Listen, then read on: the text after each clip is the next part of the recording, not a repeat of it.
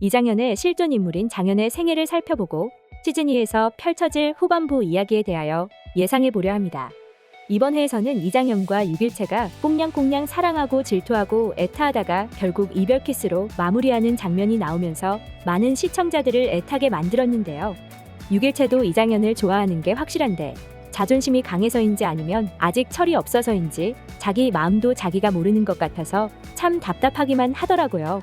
유길채가 연준 도령보다는 당연히 이장현에게 더 호감 있다는 걸 알 수 있는 게 연준이 의병을 나갈 때도 유길채는 혼자서 거울을 보고 있으면 기분이 좋아졌는데 이장현이 청에 간다는 이야기를 듣고 나니 거울을 봐도 기분이 좋아지지 않는다는 게 당연히 유길채가 연준 도령보다는 이장현을 훨씬 더 좋아한다는 사실을 시청자에게 알려주는 작가의 떡밥이기도 한데 왜 유길채만 이걸 모르고 있는지 모르겠어요.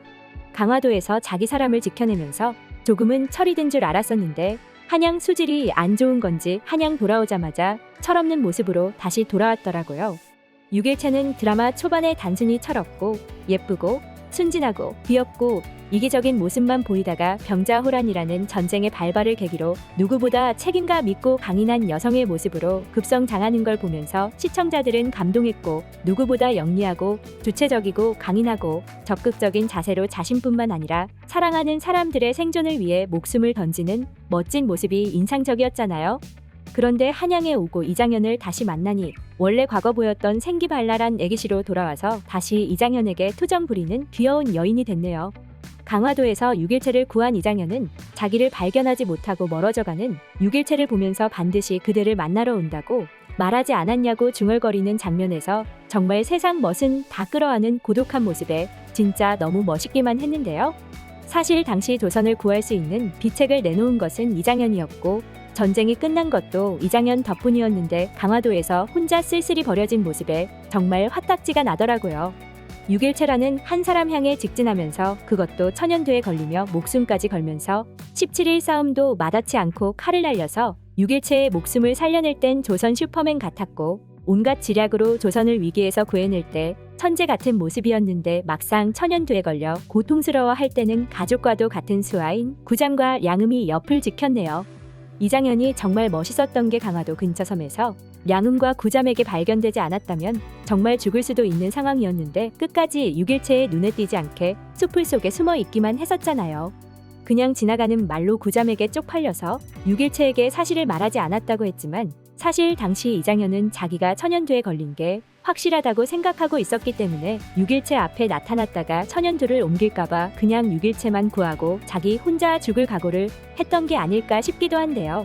진짜 무술이면 무술, 지략이면 지략, 유길채에 대한 사랑이면 사랑까지 뭐 하나 빠질 게 없는 주인공 이장현을 완벽하게 소화하고 있는 배우 남궁민은 누구나 인정하는 흥행 보증수표기도 한데 남궁민이 선택한 드라마 연인 역시 이번에 대박 흥행 조짐을 보이고 있고 화제성까지 상당한 편이라서 역시 믿고 보는 남궁민이라는 생각이 들고 남궁민의 인생 캐릭터를 갱신하는 것 같아요.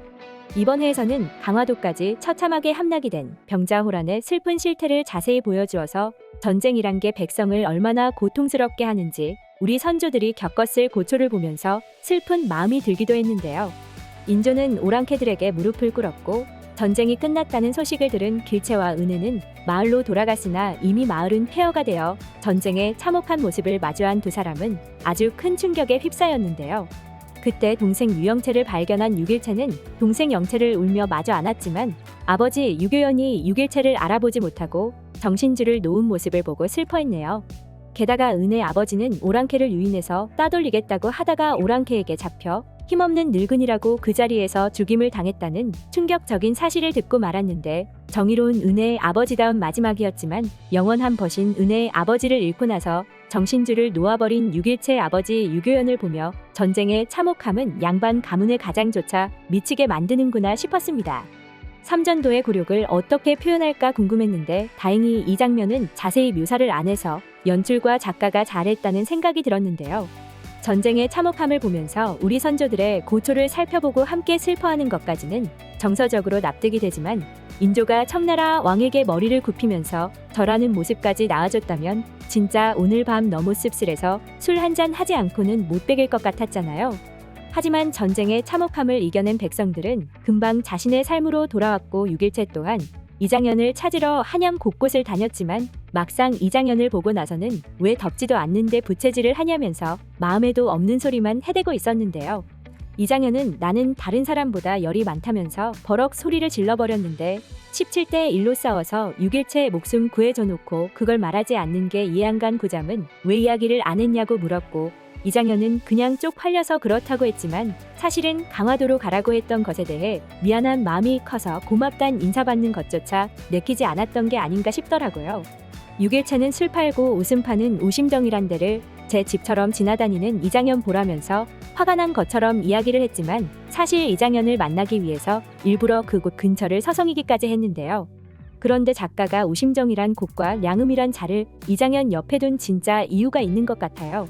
이번에 방영된 회차에서도 이장현이 기방과 연관이 있는 것처럼 묘사가 됐는데 아마도 이것은 이장현의 사촌 누이인 희빈 장씨가 시즌 2에 등장하기 전에 여러 가지 떡밥을 던져 놓은 것 같은데요. 이장현의 실존 인물인 장현은 1613년에 태어나서 1695년에 사망한 당시로는 상당히 장수를 한 인물로 조선 후기 인조 숙종 때의 한양 역관이자 반천 운동가로 기록이 되어 있는데요. 당시 83세까지 장수한 기록을 보아 상당히 건강한 체력을 가지고 있고, 그래서 이번에 청나라 군대에서 올마운 천연두도 쉽게 이겨내는 모습으로 묘사가 된 게 아닌가 싶더라고요. 실존 인물 장현은 역관의 신분을 이용해서 첩자, 교섭자, 무기 밀매책으로 활동했다고 역사에 기록이 되어 있는데, 이번에 청에서 남한산성에서 쏘기 위해 어마무시한 대포를 들고 온 것을 보며 장현이 그것을 조선에 드리고자 자신이 가진 재산을 이용하여 무기 밀매책으로 활동한 게 아닌가 싶었습니다. 그런데 장씨 집안 사람들이 평범치 않은 게, 장현은 희빈 장씨의 아버지 장영 사촌형으로 장현은 나이가 들어서는 조카 장희빈을 통해 궁정과 긴밀히 연결되어 있었는데요. 하지만 1694년 2차 왕비 교체로 인해 종질려 희빈 장씨가 왕비에서 후궁으로 강봉된 가운데 1차 왕비 교체 당시 숙종이 인현항우에게 했던 행위를 옥정에게 그대로 반복할 걸 요구한 노론 종용 아래 아우 장창과 더불어 절도에 유배됐다가 다음에 배소해서 사망하게 되는데요. 장현의 생애를 상당히 비슷하게 차용하는 작가의 내용 구성력으로 예상해 보았을 때 어쩌면 장현의 후반부 생애에는 장희빈이 살짝 등장할 수도 있을 것 같습니다. 정치 논쟁과 노론 소론파에 휘말리게 되는 이장현은 앞으로 연준과의 관계도 썩 좋지 않을 것으로 예상되는데요. 이번 회에서 혼인을 약속해놓고 6일째를 상대로 마치 진짜 사랑하는 건 너란 듯이 떡밥을 남기는 아주 치사하고 치졸한 연준의 모습을 보면서 은혜 낭자의 서방간만 아니면 그 모가지를 두 손에 잡고 분지르고 싶다며 화를 내는 이장현이 정말 이해되더라고요.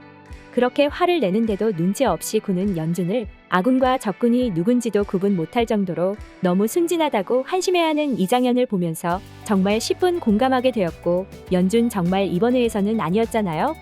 혼인 전에 자신에게 떡밥을 남기는 연준이란 남자야말로 쓰레기라는 것을 눈치챌 수 있을 정도로 6일체가 얼른 철이 드는 모습을 보이면 좋겠는데요. 드라마 연인 8회도 정말 기대되네요. 오늘 영상 재밌으셨다면 구독과 좋아요 부탁드려요.